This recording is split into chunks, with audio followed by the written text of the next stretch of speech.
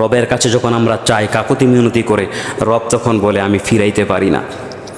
বিশেষ করে এই যে মুরব্বী মানুষগুলি যাদের দাড়ি সাদা হয়ে গিয়েছে, ওই মানুষগুলি যখন রবের কাছে হাত তুলে দোয়া করে, তখন আল্লাহ তাআলা বলেন এই মুরব্বী মানুষগুলিকে আমি ফিরাইয়ে দিতে আমি রবের লজ্জা লাগে। সুবহানাল্লাহ। কাদের ব্যাপারে বলছেন? যাদের সাদা দাড়ি। কাদের ব্যাপারে বলছেন? যাদের এই দাড়ি পাইকা গেছে তাদের ব্যাপারে বলছেন আমার এই বান্দাগুলি যখন আমার কাছে চায় আমি ফিরাইয়ে দিতে লজ্জাবোধ করি। আর আমরা মুসলমানরা বুঝি না, আহারে এই সাদা দাড়ির মূল্য যে কত বেশি। আমরা সারা জীবন দাড়ি কাটতে কাটতে কাটতে কাটতে একেবারে যখন দাড়ি সাদা হয়ে গেছে তখনও আমাদের দাড়ি কাটা বন্ধ হয় না। অথচ এই বান্দাদের ব্যাপারে রব এমন ঘোষণা দিছেন, যেই ঘোষণা আমরা দিতেও নিজেদের ওয়াইটের চিন্তা করি। আমি একজন ইমাম, আমি এত ছোট হয়ে কেন কথা বলবো?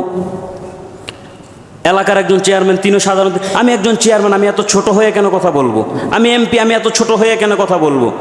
কিন্তু রব তার বান্দাদের কাছে, তিনি তো ছোট হন নাই, বান্দাদেরকে বুঝাইয়েছেন যে দাড়ি পাকা মুরব্বীদের মর্যাদা আমার কাছে কত বেশি। সুবহানাল্লাহ। আমরা এই দাড়িগুলাকে বড় করবো ইনশাল্লাহ, পারবো না? পারবো না ইনশাল্লাহ? নবীর মায়া আমরা পারবো না ইনশাল্লাহ? এই দাড়িগুলিকে আমরা ছেড়ে দেব, পারবো তো ইনশাল্লাহ? লজ্জা শরমের কিচ্ছু নাই, কিচ্ছু নাই, সত্যি কথা কিচ্ছু নাই। দাড়ি চুলকায়, দাড়ি রাখলে এগুলো শয়তানি কথাবার্তা। দাড়ি রাখলেও অপর মানুষ বন্ধু কি বলবে, এগুলি শয়তানি কথাবার্তা। এগুলি আসলে কিচ্ছু না বাবা, এগুলি কিচ্ছু না। এগুলি হচ্ছে দুনিয়ার একটা ধোঁকা। এই যে আমি দাড়ি রাখছি, আমার কি কোনো সমস্যা হয়েছে? হ্যাঁ, বেতনটা কি একটু কমাই দিতেছেন মনে হয়? টাকা পয়সা কমাই দিতেছেন? এই যে স্যার দাড়ি রাখছে, ওনার অনেক সমস্যা হয়েছে দাড়ি রাখার কারণে। এলাকার মধ্যে সম্মান কমে গেছে। হ্যাঁ, কমছে, এত কমে গেছে, কিছুটা হলেও তো কমছে, কমে নাই, বরঞ্চ সম্মান আরো জোরে বলেন আরো। এই দাড়ি যদি আমি না রাখতাম এই জায়গার মধ্যে আপনারা বসানোর জন্য আমাকে চিন্তা ভাবনা করতেন? জোরে বলেন, চিন্তা ভাবনা করতেন? কথার কথায় নামাজটা পড়ে যদি আমি কাইটালাই, আসরের সময় এই জায়গার মধ্যে আমাকে দাঁড়াইতে দিবেন? কেন দিবেন না? জোরে বলেন, কেন দিবেন না? এখন এই দাড়িটা আছে, আমি নামাজও পড়াইতে পারতেছি, এই জায়গার মধ্যে বৈশাখ কথাও বলতেছি, মাহফিল হইলে মাহফিলের মধ্যে যাইও কথা বলি, কেন? কি আছে আমার? জোরে বলেন, কি আছে? নবীর এই একটা সুন্নতের কারণে মর্যাদা কত বেশি হয় তার বাস্তব প্রমাণ আমি নিজে সাক্ষী। কত শত জায়গায় আমি পেয়েছি, কত শত জায়গায়, একটা দুইটা জায়গায় না, কত শত জায়গায় আমি বলতে পারবো। এমন কত মাহফিলেও আমি কথা বলেছি যেই জায়গার মধ্যে যাদের ছাত্র হওয়ার যোগ্যতাও আমার ছিল না, ওই জায়গার মধ্যে শুধুমাত্র এই দাড়ি রাখার কারণে ওই জায়গাগুলির মধ্যে বসে কথা বলার যোগ্যতা আল্লাহ দিয়েছেন।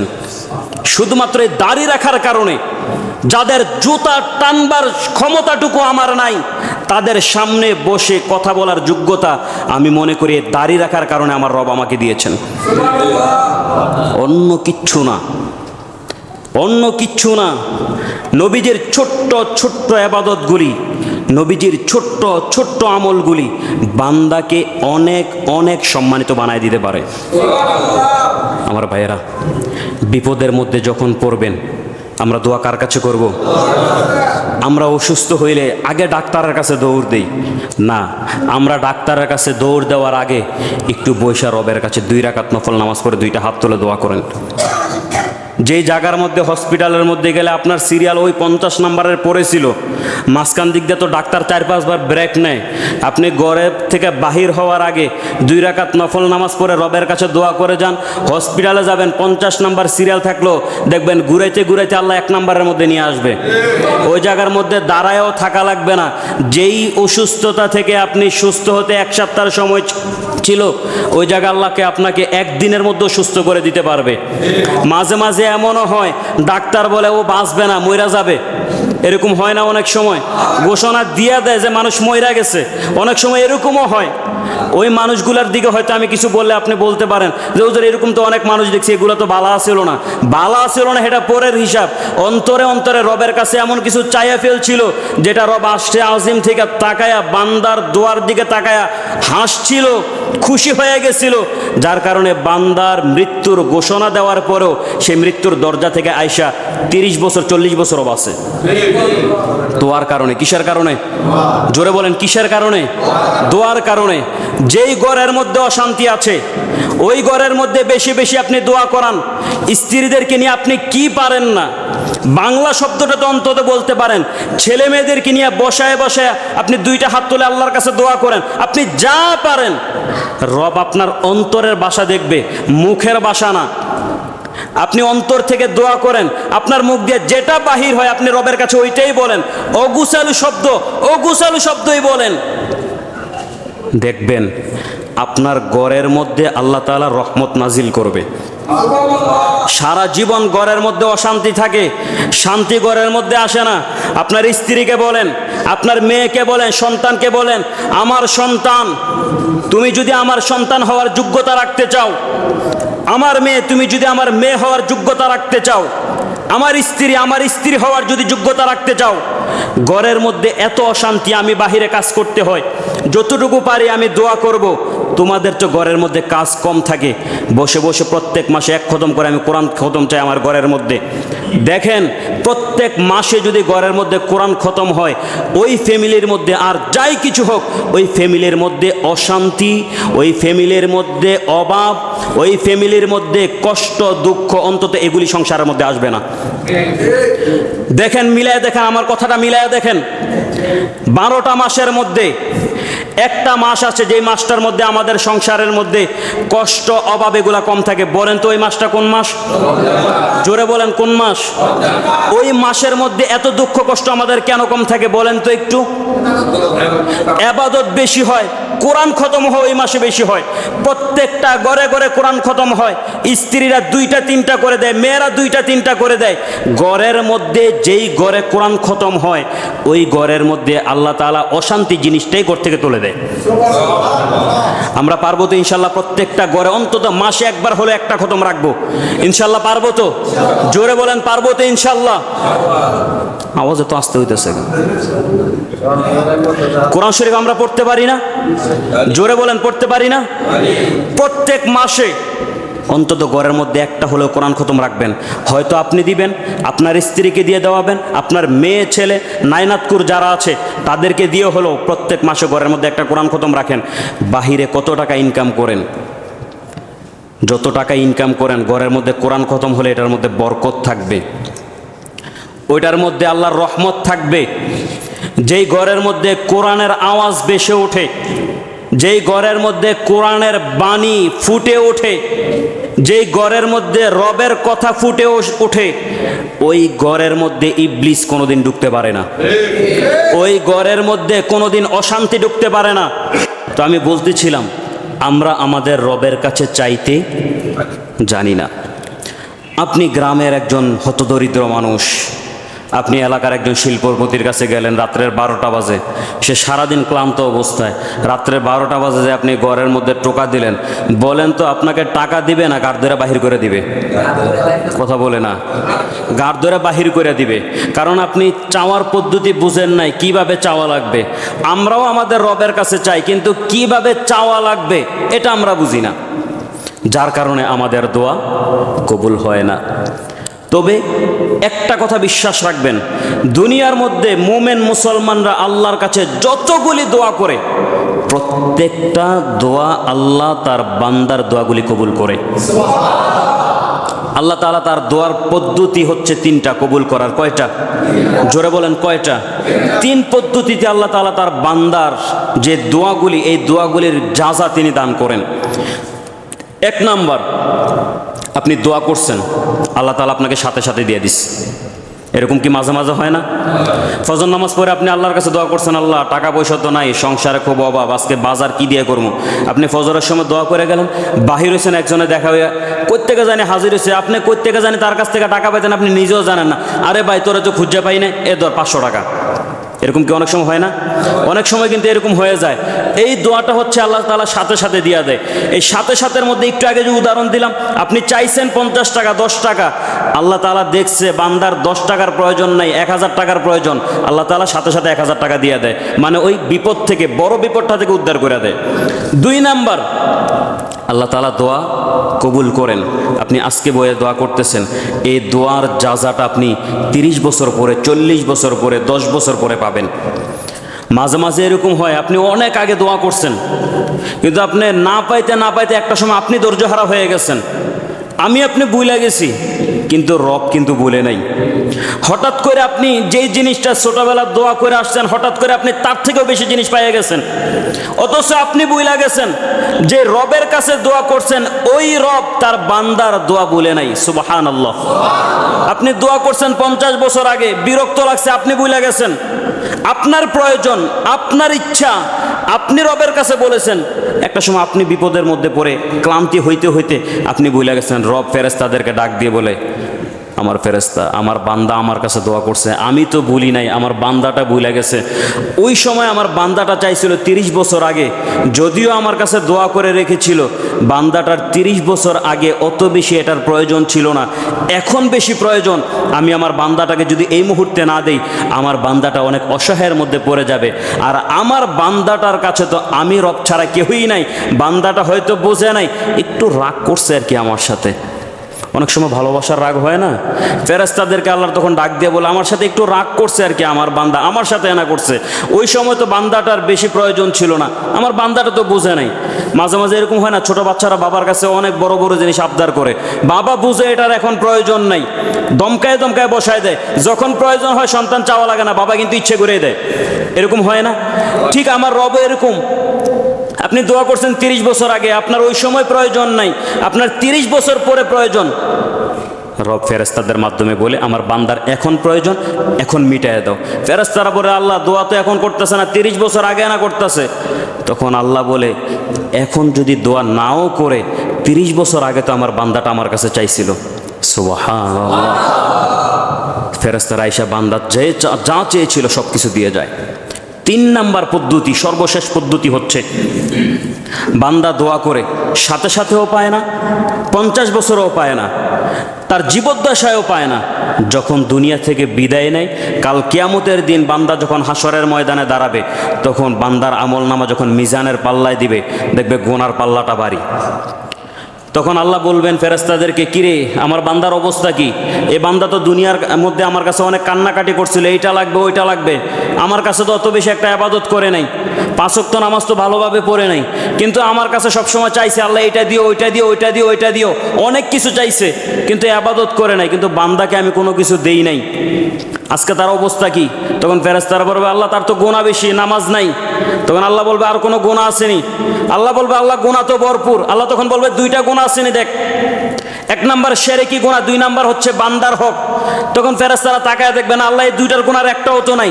তখন আল্লাহ বলবে, ওই যে দুনিয়ার মধ্যে দোয়া করেছিল, ইবাদত তো করে নাই, দোয়ার পোটলাটা নেক আমলের পাল্লায় দিয়া দাও। সুবহানাল্লাহ। তখন ওই যে আপনি দুনিয়ার মধ্যে বসে দোয়া করেছিলেন, আল্লাহ আমি মিষ্টি খাবো দুপুরবেলা, মিষ্টি দিয়া দাও, আল্লাহ দুপুরবেলা মিষ্টি দেয় নাই, এই দোয়াটা আপনি রবের কাছে চাইছেন, আল্লাহ এটাকে ইবাদত বানায়া কাল কিয়ামতের দিন নেক আমলের পাল্লায় আল্লাহ এটাকে তুলে দিবেন। সুবহানাল্লাহ। তখন আল্লাহ ফেরেশতাদেরকে বলবেন, ফেরেশতা অবস্থা কি, ভারী হইছে? কয় না আল্লাহ অনেক বেশি, গুনাহটা এখনো। আল্লাহ বলবে, আরেকটা দোয়া তুল। ফেরেশতাদেরকে আবার জিজ্ঞাসা করবে, অবস্থা কি? তখন না আল্লাহ আগের মতোই। আল্লাহ বলবে, তখন পুরাটাই দে। পুরাটা দেওয়ার পর আল্লাহ জিজ্ঞাসা করবে, কিরে বান্দা অবস্থা কি? ফেরেশতারা তখন আবার বলবে, আল্লাহ গুনাহ তো বেশি। তখন আল্লাহ তাআলা আরশে আজিম থেকে কুদরতের নজর দিয়ে তার নেকের পাল্লাটার দিকে তাকাবে, শুধুমাত্র কারণ একটাই, বান্দা দুনিয়ার মধ্যে রবের কাছে দোয়া চেয়েছিল, তার চাওয়াটা তার রবের কাছে ছিল, তার ইচ্ছাটা তার রবের কাছে ছিল, তার চাওয়া পাওয়া যাবতীয় যত আশা তার রবের কাছে ছিল, দুনিয়ার কোনো মানুষের কাছে ছিল না। রব তখন তার রহমতের নজর দিয়ে নেকের পাল্লাটার দিকে তাকাবে, মুহূর্তের মধ্যে নেকের পাল্লা অনেক ভারী হয়ে যাবে। আল্লাহ ফেরেশতাদেরকে বলবে, ফেরেশতা আর দেরি করার দরকার দরকার নাই, আমার জান্নাতের মেহমানকে সুসজ্জিত করে আহলান সাহলান মারহাবা বলে বলে আমার জান্নাতের মেহমান বানায় দাও। আরো জোরে বলেন সুবহানাল্লাহ। আমরা দোয়া কার কাছে করব? জোরে বলেন কার কাছে করব? আমরা রবের কাছে চাইতে কখনো কৃপণতা করব? জোরে বলেন কৃপণতা করব? আমরা চাওয়ার সময় রবের কাছে যত চাওয়া আছে সব চাইয়ে ফেলবো, পারবো তো ইনশাল্লাহ? আমরা রবের কাছে চাওয়ার সময় কম কম চাই। আমরা মনে করি আমার রব দিলে কতটুকু দিবে, হালকা, ওই 1 টাকা দিয়ে 1 টাকার মতো আশা করি, মসজিদে 1 টাকা দিয়ে 1 টাকার মতো আশা করি, ছোট ছোট ছোট বিষয়। তখন আল্লাহ বলে, কিরি আমার কাছে কি কম আছে? আমার বান্দা দিয়ে আমার কাছে কম চাইলো, তার কাছে না হয় কম আছে, টাকা পয়সা না হয় তার কাছে বেশি নাই, সে না হয় মসজিদে কম টাকা দান করছে, তার কাছে টাকা কম, কিন্তু আমি রবের কাছে কি কম আসিনি? দান করবে 1 টাকা, আমার কাছে চাইবে 1000 কোটি টাকা। আপনি যখন আল্লাহর কাছে ছোট ছোট জিনিস চান, তখন আল্লাহ ফেরেশতাদেরকে তখনও বলে, ফেরেশতা আমার এই বান্দাটা তো বুঝতেছে না আমি রবের কাছে যে কত কিছু আছে। রব আমার বান্দাটা যদি আমার কাছে কিচ্ছু দেওয়া লাগবে না, বড় জিনিসও যদি আশা করে চায়, আমার কাছে তো আশা করেছে, আমি রবের কাছে তো আছে, যা চাইবে কবুল করে দেব। আরো জোরে বলেন না সুবহানাল্লাহ। আপনি আর আমি সব সময় যখনই সময় পাই আল্লাহর কাছে দোয়া করব, আল্লাহর কাছে চাবো, রবের কাছে বলবো। দুনিয়ার মানুষ কি দিতে পারবে আমাকে? পৃথিবীর কোনো মানুষকে মানুষ অপর মানুষের খায়েশ জীবনে পূরণ করতে পারবে না।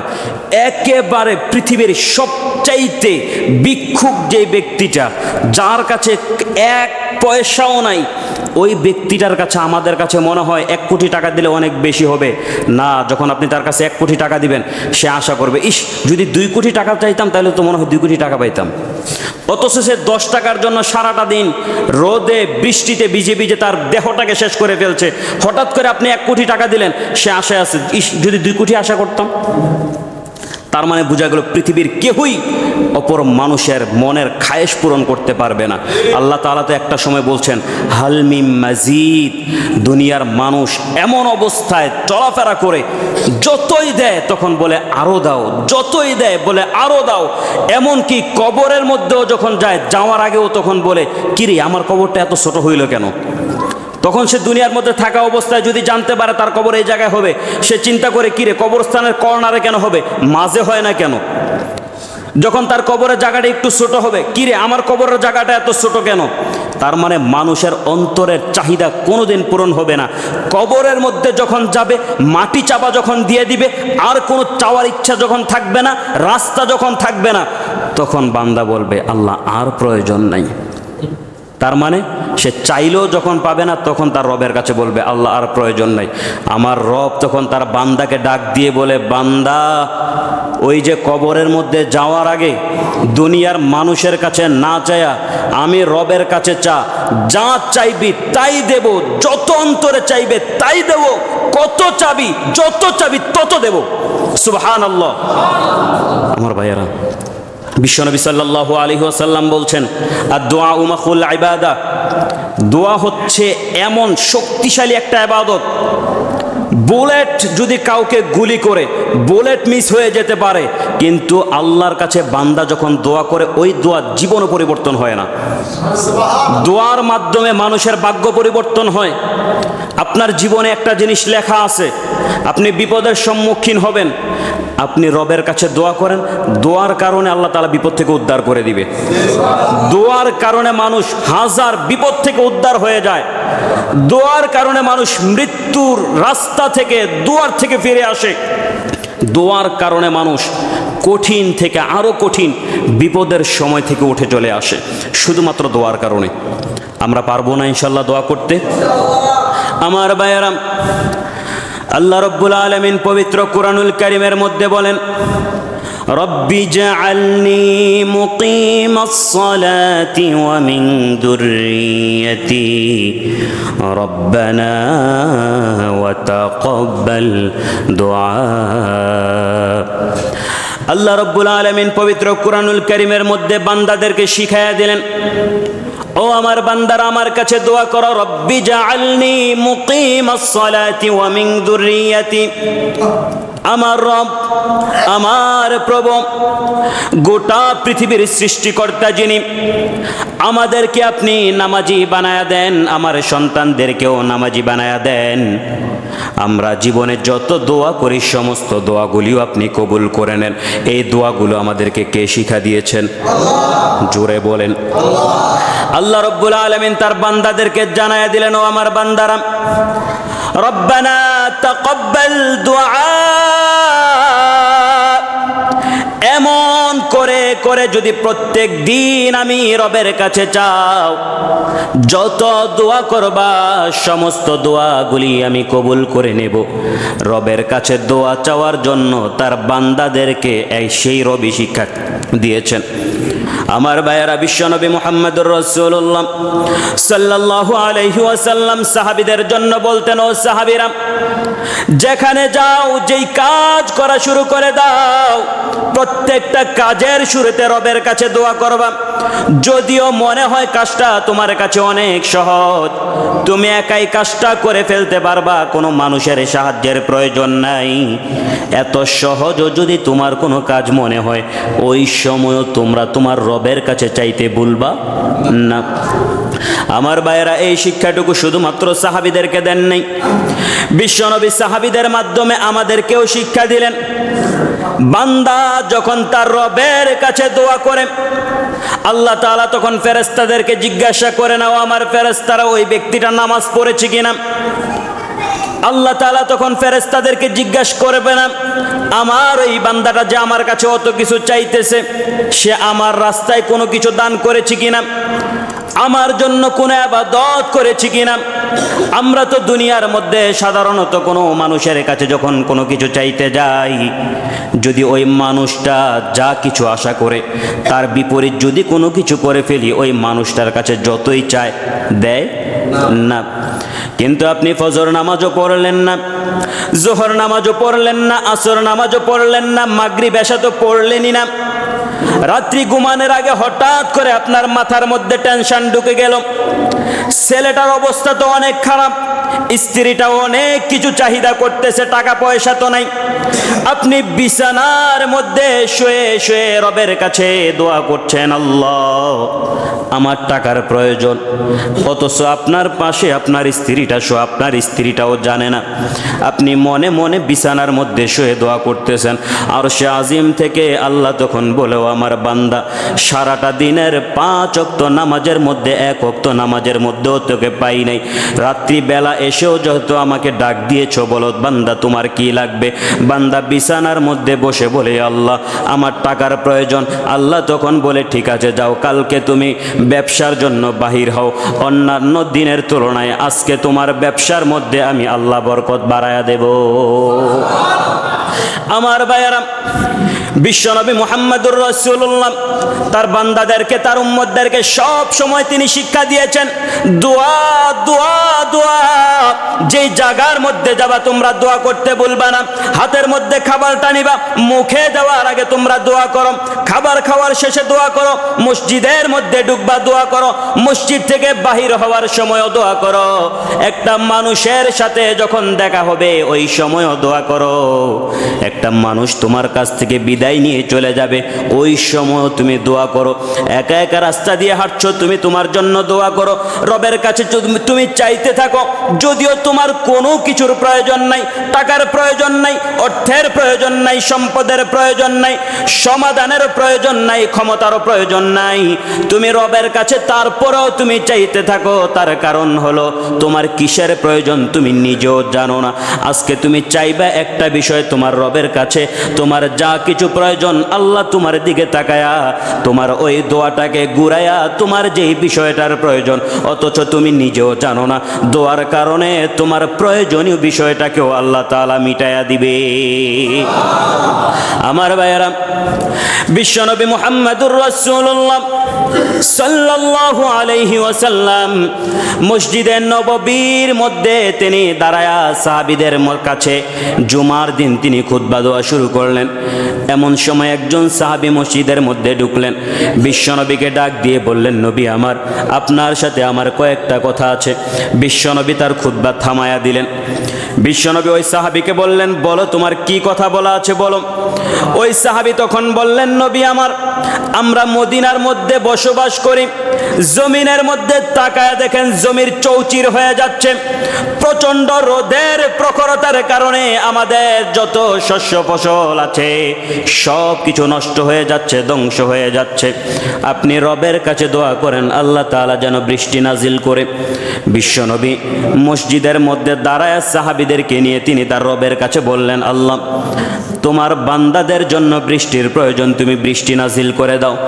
বিশ্বনবী মসজিদে নববীর মধ্যে মিম্বারের মধ্যে দাঁড়ায়া রবের কাছে দোয়া করতে দেরি হয়, সাহাবীরা বাহিরের দিকে তাকায়া দেখে আসমান থেকে মুষলধারায় বৃষ্টি নাজিল হয়ে যায়। আমার ভাইয়েরা, সাহাবীরা এক সপ্তাহ পর্যন্ত প্রচন্ড বৃষ্টির কারণে আনন্দ উপভোগ করতে, বিশ্বনবী আবার জুমার দিন সাহাবীদেরকে নিয়ে বক্তব্য দেওয়া শুরু করলেন। ওই সাহাবী আবার মসজিদের মধ্যে ঢুকে বিশ্বনবীকে বললেন, নবী আমার, আজকেও আপনার সাথে আমার একটু কথা আছে। বিশ্বনবী তার খুতবা থামায়া দিলেন। বিশ্বনবী সাহাবীকে বললেন, কি বলতে চাও বলো। ওই সাহাবী তখন বললেন, নবী আমার, গত সপ্তাহে আপনি দোয়া করেছেন, আপনার দোয়ার বরকতে গোটা এক সপ্তাহ বৃষ্টি হয়েছে। আমাদের যতটুকু বৃষ্টির পানির প্রয়োজন ছিল ততটুকু বৃষ্টি আল্লাহ নাজিল করে দিয়েছে, আর প্রয়োজন নাই। তখন আল্লাহ তাআলা, আল্লাহর নবী ওই মেম্বারের মধ্যে দাঁড়ায়া আল্লাহর কাছে দোয়া করলেন, আল্লাহ আমার উম্মতের আর কোনো বৃষ্টির প্রয়োজন নাই, মদিনার মধ্যে বৃষ্টি দেওয়ার প্রয়োজন নাই, আশেপাশে যে পাহাড় আছে ওই পাহাড়ের বৃষ্টির প্রয়োজন হলে বৃষ্টি দাও। আমার ভাইয়েরা, বিশ্বনবী আল্লাহর কাছে এই দোয়া করার পরে সাহাবীরা যখন মসজিদ থেকে বাহির হয়, সাহাবীরা অবাক করা কাণ্ড আসমানের দিকে তাকায়া দেখে, যেই জায়গার মধ্যে সাহাবীরা হেঁটে হেঁটে যায়, মদিনার মানুষেরা যত জায়গার মধ্যে শস্য ফসল জমিনের মধ্যে রোপণ করেছে তত জায়গার মধ্যে কোনো বৃষ্টি হয় না, তত জায়গার মধ্যে আল্লাহর সূর্যের আলো যতটুকু প্রয়োজন ছিল ততটুকু আলো ওই জায়গার মধ্যে পড়ছে। আর যে জায়গার মধ্যে বিশ্বনবী বলেছিলেন পাহাড়ের মধ্যে বৃষ্টির প্রয়োজন, সাহাবীরা তাকায়া দেখে মাঝখানে রোদের আলো দেখা যায়, চতুর্দিকে যে পাহাড়গুলি আছে ওই পাহাড়গুলির মধ্যে আল্লাহর রহমতের বৃষ্টি নাজিল হয়। আমার ভাইয়েরা, সাহাবীদের যখন কোনো কিছু প্রয়োজন হতো বিশ্বনবীর কাছে দৌড়ায়া চলে আসতাম, বিশ্বনবীকে বলতেন, নবী আমার এটার প্রয়োজন ওটার প্রয়োজন, যা কিছু বলতেন বিশ্বনবী সাহাবীদের দোয়ার কথাগুলি শুনে তিনি তার রবের কাছে বলতেন। আল্লাহ তাআলা বিশ্বনবীর দোয়ার বরকতে প্রত্যেকটা সাহাবী যা কিছু চাইতো সব কিছু আল্লাহ তাআলা সাথে সাথে নাজিল করে দিতেন। এই শিক্ষাটুকু আমাদেরকে বিশ্বনবী দিয়েছেন। কে দিয়েছেন? জোরে বলেন, কে দিয়েছেন? বিশ্বনবী আমাদেরকে জানিয়েছেন যা প্রয়োজন হবে কোনো মাধ্যম ছাড়া রবের কাছে দোয়া করো। রবের কাছে দোয়া করতে দেরি হবে, তোমার রব তোমার দোয়া ছেড়ে দিবে না। তবে আমরা দোয়া করতে জানি না। দোয়ার কয়েকটা মাধ্যম আছে, বিশেষ কিছু সময় আছে, দোয়ার কিছু আদব আছে যে আদবগুলি আমরা অনুসরণ করি না। যেমন দোয়ার মধ্যে সবচাইতে কবুলযোগ্য সময় হচ্ছে তাহাজ্জুদের সময়।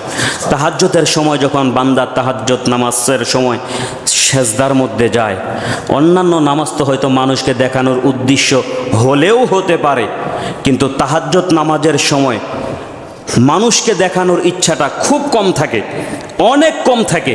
ওই সময় বান্দাটা যখন আল্লাহর কাছে কোনো কিছু চায়, আল্লাহ তাআলা ওই বান্দার দোয়াটা বিনা পর্দায় বিনা মাধ্যমে সাথে সাথে কবুল করে নেয়। দ্বিতীয় নাম্বার হচ্ছে প্রত্যেক ফরজ নামাজের পরে যেই সময়টুকু থাকে সালাম ফিরানোর সাথে সাথে যেই সময়টা, ওই সময়টাও তার রবের কাছে অনেক প্রিয় সময়। বান্দা সালাম ফিরায় সাথে সাথে যে দোয়াটুকু করবেন ওই দোয়াটুকু আল্লাহ তাআলা সাথে সাথে কবুল করে নেয়। 3 নাম্বার, জুমার দিন 2 খুতবার মাঝখানে ইমাম সাহেব যতটুকু সময় বসে, এই সময়টা রবের কাছে এত প্রিয় সময় বিশ্বনবী সাল্লাল্লাহু আলাইহি ওয়াসাল্লাম বলছেন, জুমার দিন তোমরা যখন জুমার মধ্যে আসবা, মসজিদের মধ্যে আসবা, আমরা যেরকম বাজার করতে যাওয়ার সময় অনেক মানুষের আছে সব কিছু মনে থাকে না, কাগজের মধ্যে লিস্টি করে নিয়ে যায়, এরকম হয় না যে এটা লাগবে ওইটা লাগবে, 3-4টা কেনার পরে মনে থাকে না, বাসা থেকে বলে যে লেখা দাও, তখন এই লিখা কাগজ নিয়ে বাজারের মধ্যে যায়। বিশ্বনবী বলছেন, জুমার দিন তোমরা যখন মসজিদের মধ্যে যাবা, প্রয়োজন হলে কাগজের মধ্যে লিখে নিয়ে যাও যে তোমরা 2 খুতবার মাঝখানে তোমার রবের কাছে তুমি কি চাইবা।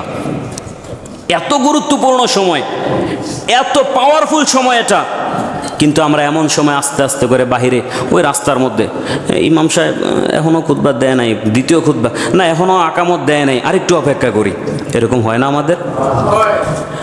এর মধ্যে আমাদের দোয়া কবুল না হওয়ার আরও কয়েকটি কারণ আছে। সব কিছু ঠিক আছে, তাহাজ্জুদের সময় উঠলাম, 2 খুতবার মাঝখানেও দোয়া করলাম, 5 ওয়াক্ত নামাজের পরেও দোয়া করলাম, কিন্তু তারপরেও দেখা যায় যে দোয়া কবুল হয় না।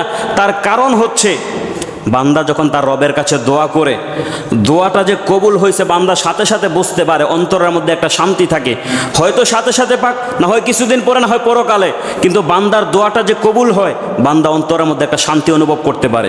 কিন্তু আমরা দেখা যায় দোয়া করতেছি, মনের মধ্যে মাঝে মাঝে শান্তি থাকে না, এরকম হয় না? তার কারণ কি? আমরা মুনাজাত নেই, আল্লাহুম্মা আমিন,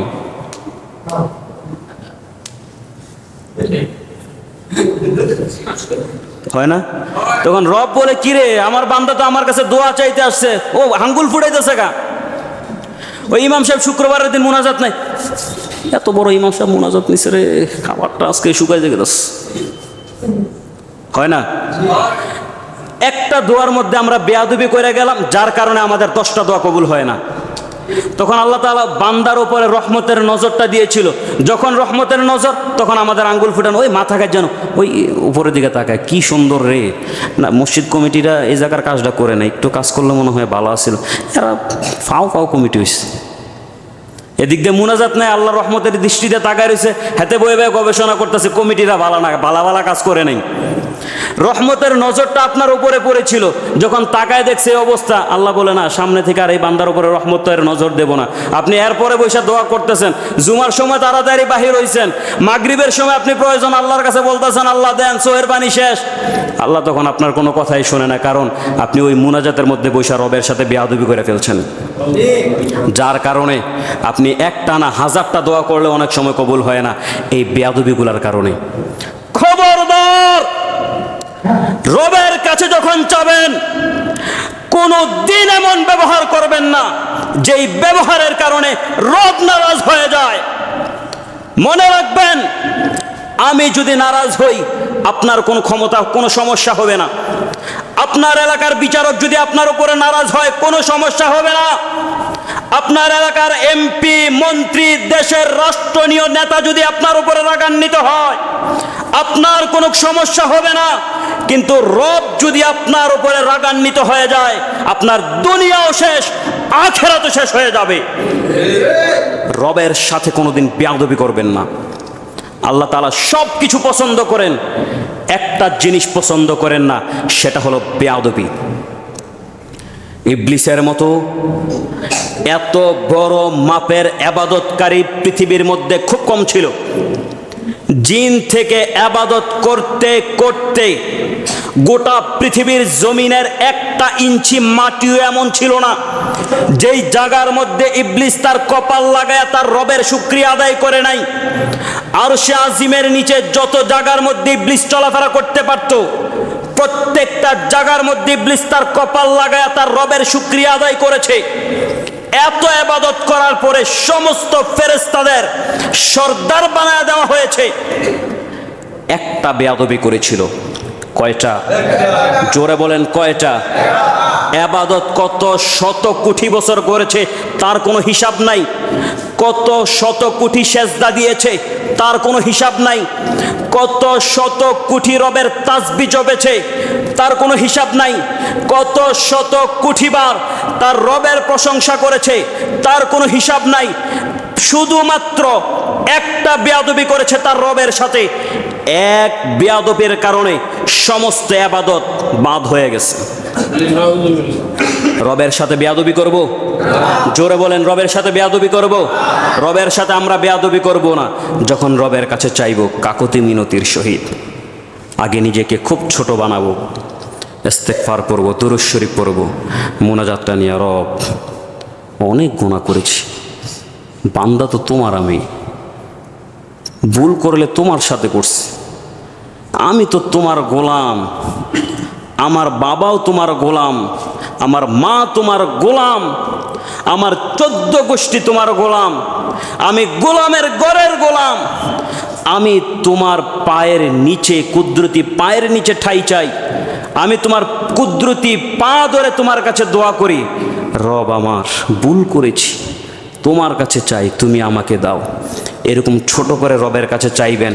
আল্লাহ তাআলা তখন আরশে আজিম থেকে ডাক দিয়ে ফেরেশতাদেরকে বলবে, ফেরেশতা তাকায়া দেখ, আমার এই বান্দাকে তো সৃষ্টি করতে নিষেধ করেছিলি, আজকে তাকায়া দেখ আমার বান্দাটা কতটা আকুতি মিনতি করে, নিজেকে কতটা ছোট বানায়া আমি রবের কাছে চাইতেছে, একটু তাকায়া দেখ।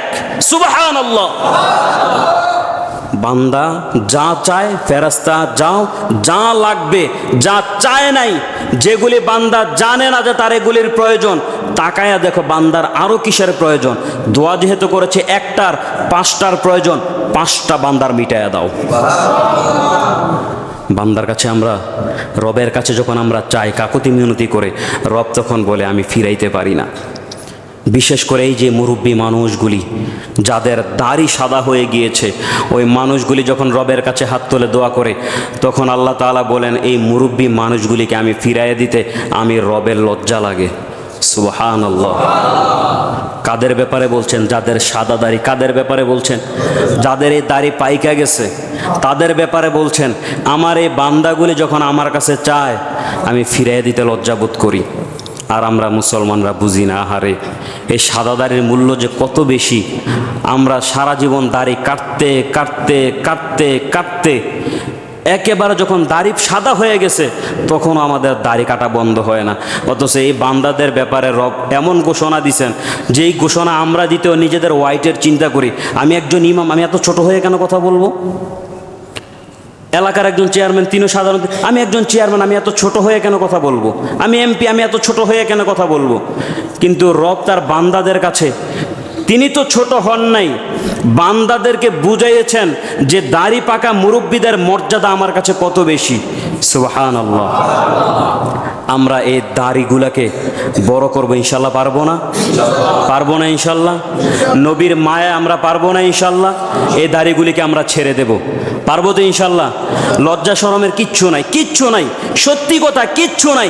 দাড়ি চুলকায়, দাড়ি রাখলে এগুলো শয়তানি কথাবার্তা। দাড়ি রাখলেও অপর মানুষ বন্ধু কি বলবে, এগুলি শয়তানি কথাবার্তা। এগুলি আসলে কিচ্ছু না বাবা, এগুলি কিচ্ছু না, এগুলি হচ্ছে দুনিয়ার একটা ধোঁকা। এই যে আমি দাড়ি রাখছি, আমার কি কোনো সমস্যা হয়েছে?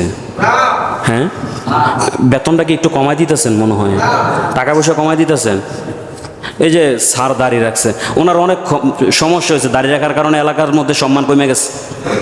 হ্যাঁ, কমছে, এত কমে গেছে, কিছুটা হলেও তো কমছে, কমে নাই, বরঞ্চ সম্মান আরো, জোরে বলেন আরো। এই দাড়ি যদি আমি না রাখতাম, এই জায়গার মধ্যে আপনারা বসানোর জন্য আমাকে চিন্তা ভাবনা করতেন? জোরে বলেন, চিন্তা ভাবনা করতেন? কথার কথায় নামাজটা পড়ে যদি আমি কাইটালাই, আসরের সময় এই জায়গার মধ্যে আমাকে দাঁড়াইতে দিবেন? কেন দিবেন না? জোরে বলেন, কেন দিবেন না?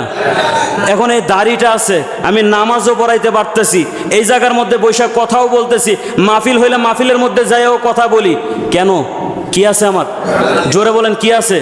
নবীর এই একটা সুন্নতের কারণে মর্যাদা কত বেশি হয় তার বাস্তব প্রমাণ আমি নিজে সাক্ষী। কত শত জায়গায় আমি পেয়েছি, কত শত জায়গায়, একটা দুইটা জায়গায় না, কত শত জায়গায় আমি বলতে পারবো। এমন কত মাহফিলেও আমি কথা বলেছি যেই জায়গার মধ্যে যাদের ছাত্র হওয়ার যোগ্যতাও আমার ছিল না, ওই জায়গার মধ্যে শুধুমাত্র এই দাড়ি রাখার কারণে ওই জায়গাগুলির মধ্যে বসে কথা বলার যোগ্যতা আল্লাহ দিয়েছেন। শুধুমাত্র এই দাড়ি রাখার কারণে যাদের জুতা টানবার ক্ষমতাটুকু আমার নাই, তাদের সামনে বসে কথা বলার যোগ্যতা আমি মনে করি দাড়ি রাখার কারণে আমার রব আমাকে দিয়েছেন, অন্য কিচ্ছু না। অন্য কিচ্ছু না। নবীজির ছোট্ট ছোট্ট ইবাদতগুলি, নবীজির ছোট্ট ছোট্ট আমলগুলি বান্দাকে অনেক অনেক সম্মানিত বানায় দিতে পারে। আমার ভাইয়েরা, বিপদের মধ্যে যখন পড়বেন আমরা দোয়া কার কাছে করব? আমরা অসুস্থ হইলে আগে ডাক্তারের কাছে দৌড় দিই না, আমরা ডাক্তারের কাছে দৌড় দেওয়ার আগে একটু বৈশা রবের কাছে 2 রাকাত নফল নামাজ পড়ে 2টা হাত তুলে দোয়া করেন। যেই জায়গার মধ্যে হসপিটালের মধ্যে গেলে আপনার সিরিয়াল ওই 50 নাম্বারের পড়েছিল, মাঝখান দিক দিয়ে তো ডাক্তার 4-5 বার ব্রেক নেয়, আপনি ঘরের থেকে বাহির হওয়ার আগে 2 রাকাত নফল নামাজ পড়ে রবের কাছে দোয়া করে যান। হসপিটালে যাবেন, 50 নাম্বার সিরিয়াল থাকলো, দেখবেন ঘুরাইতে ঘুরাইতে আল্লাহ 1 নাম্বারের মধ্যে নিয়ে আসবে। ওই জায়গার মধ্যে দাঁড়ায়ও থাকা লাগবে না। যেই অসুস্থতা থেকে আপনি সুস্থ হতে 1 সপ্তাহের সময় ছিল, ওই জায়গা আল্লাহকে আপনাকে 1 দিনের মধ্যে সুস্থ করে দিতে পারবে। মাঝে মাঝে এমনও হয় ডাক্তার বলে ও বাঁচবে না, মইরা যাবে, এরকম হয় না? অনেক সময় ঘোষণা দিয়ে দেয় যে মানুষ মইরা গেছে, অনেক সময় এরকমও হয়। ওই মানুষগুলোর দিকে হয়তো আমি কিছু বললে আপনি বলতে পারেন যে ওদের এরকম তো অনেক মানুষ দেখছি, এগুলো তো বালা ছিল না। বালা ছিল না এটা পরের হিসাব। অন্তরে অন্তরে রবের কাছে এমন কিছু চাইয়া ফেলছিল যেটা রব আরশে আজিম থেকে তাকায়া বান্দার দোয়ার দিকে তাকায়া হাসছিল, খুশি হয়ে গেছিল, যার কারণে বান্দার মৃত্যুর ঘোষণা দেওয়ার পরেও সেই মৃত্যুর দরজা থেকে আইসা 30 বছর 40 বছরও বাঁচে। দোয়ার কারণে। কিসের কারণে? জোরে বলেন, কিসের কারণে? দোয়ার কারণে। যেই ঘরের মধ্যে অশান্তি আছে ওই ঘরের মধ্যে বেশি বেশি আপনি দোয়া করান। স্ত্রীদেরকে নিয়ে আপনি কি পারেন না, বাংলা শব্দটা তো অন্তত বলতে পারেন। ছেলে মেয়েদেরকে নিয়ে বসায় বসায় আপনি 2টা হাত তুলে আল্লাহর কাছে দোয়া করেন, আপনি যা পারেন। রব আপনার অন্তরের ভাষা দেখবে, মুখের ভাষা না। আপনি অন্তর থেকে দোয়া করেন, আপনার মুখ দিয়ে যেটা বাহির হয় আপনি রবের কাছে ওইটাই বলেন। অগুছালু শব্দই বলেন, দেখবেন আপনার ঘরের মধ্যে আল্লাহ তাআলা রহমত নাজিল করবে। সারা জীবন ঘরের মধ্যে অশান্তি থাকে, শান্তি ঘরের মধ্যে আসে না। আপনার স্ত্রীকে বলেন, আপনার মেয়েকে বলেন, সন্তানকে বলেন, আমার সন্তান তুমি যদি আমার সন্তান হওয়ার যোগ্যতা রাখতে চাও, আমার মেয়ে তুমি যদি আমার মেয়ে হওয়ার যোগ্যতা রাখতে চাও, আমার স্ত্রী হওয়ার যদি যোগ্যতা রাখতে চাও, ঘরের মধ্যে এত অশান্তি, আমি বাহিরে কাজ করতে হয়, যতটুকু পারি আমি দোয়া করব। তোমাদের তো ঘরের মধ্যে কাজ কম থাকে, বসে বসে প্রত্যেক মাসে 1 খতম করে আমি কোরআন খতম চাই আমার ঘরের মধ্যে। দেখেন প্রত্যেক মাসে যদি ঘরের মধ্যে কোরআন খতম হয়, ওই ফ্যামিলির মধ্যে আর যাই কিছু হোক, ওই ফ্যামিলির মধ্যে অশান্তি, ওই ফ্যামিলির মধ্যে অভাব, ওই ফ্যামিলির মধ্যে কষ্ট দুঃখ, অন্তত এগুলি সংসারের মধ্যে আসবে না। দেখেন, মিলায় দেখেন, আমার কথাটা মিলায় দেখেন। 12টা মাসের মধ্যে একটা মাস আছে যেই মাসটার মধ্যে আমাদের সংসারের মধ্যে কষ্ট অভাব এগুলা কম থাকে। বলেন তো ওই মাসটা কোন মাস? জোরে বলেন, কোন মাস? ওই মাসের মধ্যে এত দুঃখ কষ্ট আমাদের কেন কম থাকে বলেন তো একটু? ইবাদত বেশি হয়, কোরআন খতম হয় ওই মাসে বেশি হয়। প্রত্যেকটা ঘরে ঘরে কোরআন খতম হয়, স্ত্রীরা 2টা 3টা করে দেয়, মেয়েরা 2টা 3টা করে দেয়। ঘরের মধ্যে যেই ঘরে কোরআন খতম হয় ওই ঘরের মধ্যে আল্লাহ তাআলা অশান্তি জিনিসটাই ঘর থেকে তুলে দেয়। আমরা পারবো তো ইনশাল্লাহ? প্রত্যেকটা ঘরে অন্তত মাসে একবার হলে একটা খতম রাখবো, ইনশাল্লাহ পারবো তো? জোরে বলেন, পারবো তো ইনশাল্লাহ? আওয়াজে তো আসতে হইতেছে। কোরআন শরীফ আমরা পড়তে পারি না? জোরে বলেন, পড়তে পারি না? প্রত্যেক মাসে অন্তত ঘরের মধ্যে একটা হলেও কোরআন খতম রাখবেন। হয়তো আপনি দিবেন, আপনার স্ত্রীকে দিয়ে দেওয়াবেন, আপনার মেয়ে ছেলে নাইনাতকুর যারা আছে তাদেরকে দিয়ে হলেও প্রত্যেক মাসে ঘরের মধ্যে একটা কোরআন খতম রাখেন। বাহিরে কত টাকা ইনকাম করেন, যত টাকা ইনকাম করেন, ঘরের মধ্যে কোরআন খতম হলে এটার মধ্যে বরকত থাকবে, ওইটার মধ্যে আল্লাহর রহমত থাকবে। যেই ঘরের মধ্যে কোরআনের আওয়াজ ভেসে ওঠে, যেই ঘরের মধ্যে কোরআনের বাণী ফুটে ওঠে, যেই ঘরের মধ্যে রবের কথা ফুটে ওঠে, ওই ঘরের মধ্যে ইবলিস কোনোদিন ঢুকতে পারে না, ওই ঘরের মধ্যে কোনোদিন অশান্তি ঢুকতে পারে না। রহমত সদা সর্বদা নাজিল হয়, ওই গড়টা দুনিয়ার মধ্যে থাকা অবস্থায় প্রত্যেকটা গড়ওয়ালা রূপের অন্তরের মধ্যে জান্নাতের শান্তি অন্তরের মধ্যে পেতে থাকে। আমরা পারবো না ইনশাল্লাহ স্ত্রীদেরকে আদেশ করতে? প্রত্যেকটা মাসে আমরা ঘরের মধ্যে হলে এক খতম হলেও কোরআন খতম রাখবো ইনশাল্লাহ। পারবো তো ইনশাল্লাহ? জোরে বলেন ইনশাল্লাহ। আমার ভাইয়েরা, বিশ্বনবী মুহাম্মদুর রাসূলুল্লাহ সাল্লাল্লাহু আলাইহি ওয়াসাল্লাম মাঝে মাঝে তিনি তার নিজের পরিবারের জন্য দোয়া করতেন। আমরা তো দেখা যায় 2-3 দিন নামাজ পড়লে, হঠাৎ করে নামাজি হলে 4-5 দিন একটু যদি বারায়াত তাহাজ্জুদ এবং নফল ইবাদত করতে পারি, মনের মধ্যে একটা অন্যরকম ভাব চলে আসে, আরে বেটাতে নামাজ পড়ে না, আমি নামাজি। এরকম হয় না মনে হয়? অথচ তাকায় দেখেন সাইয়্যিদুল মুরসালিন, গোটা পৃথিবীর বাদশাহ হিসাবে যাকে পাঠায় দেওয়া হয়েছে, রবের পরে যার মর্যাদা সবচাইতে বেশি রব বাড়িয়েছেন, গোটা পৃথিবীর মানুষদের মধ্যে শুধুমাত্র নয়, নবীদের মধ্য থেকেও যার মর্যাদা সবচাইতে বেশি বাড়িয়েছেন, বিশ্বনবী মুহাম্মদুর রাসূলুল্লাহ সাল্লাল্লাহু আলাইহি ওয়াসাল্লাম এত বেশি মর্যাদা পাওয়ার পরেও মাঝে মাঝে সব সময় তিনি তার নিজের জন্য দোয়া করতেন, তার নিজের পরিবারের জন্য দোয়া করতেন। আমার বিশ্বনবীর ঘরের মধ্যে যত মায়েরা ছিল তারা বিশ্বনবীর কাছে দোয়া চাইতেন। একদিন এমন হলো, হযরতে আয়েশা সিদ্দিকা রাদিয়াল্লাহু তাআলা আনহা বিশ্বনবীর চেহারাটা একটু আনন্দময় দেখতে পারলেন। বিশ্বনবী উম্মতের জন্য সদা সর্বদা বেকুল হয়ে পড়তেন। মাঝে মাঝে তিনি তার রবের সাথে কথা বলে রবের কাছ থেকে ভালো কিছু নিয়ামত পাওয়ার পরে বিশ্বনবীর অন্তরের মধ্যে একটা শান্তির প্রবাস পেয়ে যেত, যেটা সাহাবীরা বিশ্বনবীর কাছে থাকতেন, যে স্ত্রীরা বিশ্বনবীর কাছে থাকতেন, তারা ওই বিষয়গুলি কাছ থেকে লক্ষ্য করতে পারতেন। একদিন এমন হলো, হযরতে আয়েশা সিদ্দিকা রাদিয়াল্লাহু আনহা বিশ্বনবীর এই অবস্থা দেখে বিশ্বনবীর কাছে গেলেন, নবী আমার, আমি আপনার কাছে একটা শুধুমাত্র দোয়া চাই, এমন একটা দোয়া আপনি আমার জন্য করেন যে দোয়াটা আমার জন্য উপকার হবে। বিশ্বনবী হযরতে আয়েশাকে বললেন, আয়েশা রে, তোমার জন্য যদি আমি দোয়া করি তুমি কি খুশি হয়ে যাবা? হযরতে আয়েশা বললেন, নবী আমার জন্য যদি আপনি দোয়া করেন তাহলে আমি মনে করব পৃথিবীর মধ্যে সবচাইতে ভাগ্যবতী নারীগুলার মধ্যে আমি একজন। বিশ্বনবী বললেন, এটা কেন মনে করবা? হযরতে আয়েশা বললেন, দো জাহানের বাদশা নবী, যাকে তার রব সবচাইতে বেশি কাছে টেনে নিয়েছে, ওই নবী যদি আমার জন্য দোয়া করে অবশ্যই সবচাইতে ভাগ্যবতী নারী আমিই হব।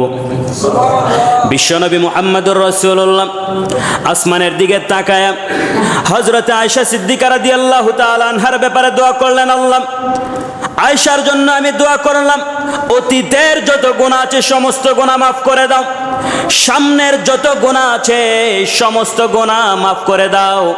এই দোয়া করে হযরতে আয়েশার দিকে তাকালেন। হযরতে আয়েশাকে বললেন, আয়েশা তুমি কি খুশি হয়েছো? হযরতে আয়েশা বললেন, নবী আমার, আপনি এমন একটা দোয়া করেছেন যে দোয়ার জন্য আমি আশাও ছিলাম না। আপনি আমার জন্য তো এমন একটা দোয়া করেছেন যে দোয়াটা আমার জন্য অনেক অনেক বড় আশাবোধক হয়ে যায়। আমি তো আশা করেছিলাম হয়তো আমার জন্য আপনি 1-2টা বিষয় চাবেন, অথচ আপনি আমার জন্য আপনার রবের কাছে এমন কিছু চেয়েছেন যেটা আমি আশা করি নাই, আমার জ্ঞানের মধ্যেও আসে নাই। প্রচণ্ড খুশি হয়ে গেলাম, আমার আর দুনিয়ার মধ্যে কোনো কিছু চাওয়ার নাই। বিশ্বনবী হযরতে আয়েশাকে বললেন, আয়েশা রে, এই দোয়া করার পরে মনে হয় তুমি অনেক খুশি হয়েছ। আয়েশা বললেন, নবী আমার, দুনিয়ার মধ্যে আমার আর কোনো কিছু চাওয়ার নাই, আপনি যে দোয়া করেছেন এই দোয়াটাই আমার জন্য যথেষ্ট হয়ে যাবে। বিশ্বনবী বললেন, আয়েশা রে, এই দোয়াটা তোমার জন্য শুধুমাত্র একবার করেছি, 5 ওয়াক্ত নামাজের পরে আমার যত উম্মত আমাকে দেখবে না, প্রত্যেকটা উম্মতের জন্য আমি এই দোয়াগুলি করে যাই।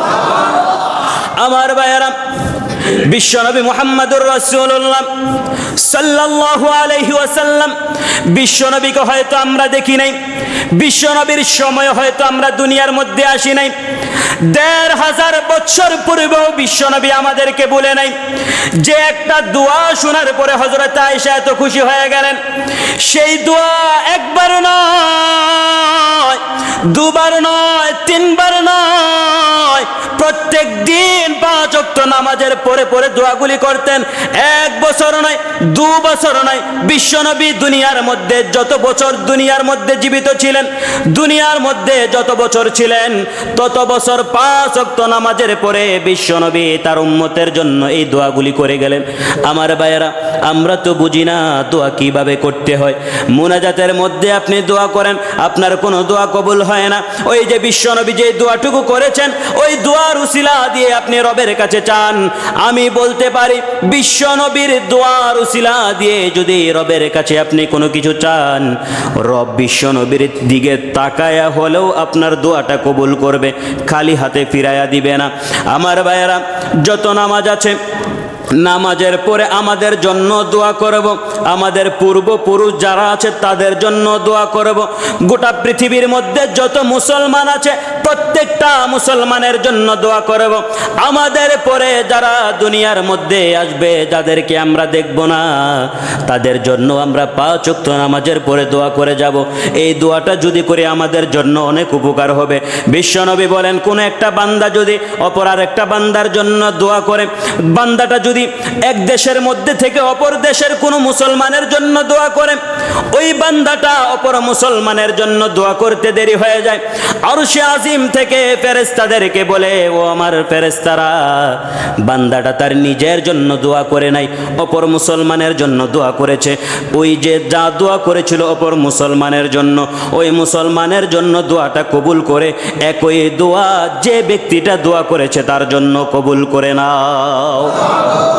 আজকে আমরা যার জন্য বসে দোয়া করব, অপর ব্যক্তির জন্য যদি আমি দোয়া করি, আল্লাহ অমুক ব্যক্তিরা অসুস্থ অবস্থায় আছে, আল্লাহ সুস্থ করে দেন, আপনি এই জায়গার মধ্যে বসে দোয়া করেছেন, এই দোয়াটা কবুল বেশি হয়। আপনি অনুপস্থিত ব্যক্তির জন্য দোয়া করেছেন, তার জন্য তো কবুল হবেই, সাথে সাথে আপনার জন্য কবুল হবে। এবার একই বিষয় যদি আপনি অপর ব্যক্তির জন্য বদদোয়া করেন, যে আল্লাহ অমুক ব্যক্তিটার উপরে আপনি বদদোয়া দেন, হুদাই অনার্থক, সামান্য একটা ঝামেলা হয়েছে, ঝামেলার কারণে যদি আপনি এমন বদদোয়া করেন, এই বদদোয়াটা অপর ব্যক্তি যদি যোগ্য না হয়, এই বদদোয়াটা এসে আপনার উপরে পড়বে। আপনি যদি ব্যক্তির জন্য বদদোয়া করেন, আল্লাহ তাকে ধ্বংস করে দেন, এত টাকা পয়সার মালিক সে কেন হইল, আল্লাহ ও এত কেন, আপনি আরেকজনের জন্য দোয়া করতেছেন, আল্লাহ দিন দিন আপনাকে দাবাইতে থাকবে, দিন দিন আপনার বিশ্বাস মানুষের কাছ থেকে আল্লাহ সরায়া নিবে, আপনার গ্রহণযোগ্যতা আল্লাহ দিন দিন কমায়া দিবে অপর কোনো ব্যক্তির জন্য যদি আপনি বদদোয়া করেন। আমরা সব সময় মানুষের ভালোটা চাবো। কোনটা চাবো? জোরে বলেন, কোনটা চাবো? আমরা মানুষের জন্য সব সময় ভালো দোয়া করব। নিজের জন্য চাওয়ার আগে অপর বান্দার জন্য চান। নিজের জন্য চাওয়ার আগে দেখবেন আলেম ওলামারা যখন দোয়া করে, নিজের জন্য চাওয়ার আগে আগে দোয়া করে, আল্লাহ হযরত আদম থেকে আজ পর্যন্ত যারা যাররা পরিমাণ ইমান নিয়ে কবরে আছে তাদের রুহে পৌঁছায়া দাও। আগে দোয়া করে, আল্লাহ অমুক ব্যক্তিকে অসুস্থ আছে সুস্থ করে দাও। আগে দোয়া করে, আল্লাহ আমার মুসল্লিগুলাকে আপনি ভালো বানায়া দেন। আগে দোয়া করে, আল্লাহ আপনি আমার মুসল্লিগুলাকে নামাজি বানায়া দেন। আগে দোয়া করে, আল্লাহ আমার অমুক মুসল্লিটা অসুস্থ, আমার অমুক ব্যক্তিটা, অমুক মুসল্লিটা, আমার গ্রামের অমুক ভাইটা বিপদের মধ্যে আছে, ব্যবসায় বারবার লস খাইতেছে, আল্লাহ তাকে লস থেকে ভালো করে দেন, ব্যবসার মধ্যে বরকত বাড়ায়া দেন। আগে এমন দোয়া অন্যদের জন্য করবেন, এরপরে আপনি আপনার নিজের জন্য চান। চাইতে দেরি, কবুল হইতে দেরি হবে না। দোয়া চাওয়ার পদ্ধতি হচ্ছে এগুলি: পবিত্র হয়ে আগে অন্যের জন্য দোয়া করা, ইস্তেগফার করা, নিজেকে ছোট বানানো, এরপরে যা প্রয়োজন নিজের জন্য চাবেন, তাহলে দেখবেন দোয়া কবুল হয়ে যাবে। আল্লাহ তাআলা আমাদের সবাইকে বুঝার তৌফিক দান করুক। সকলে বলেন আমিন।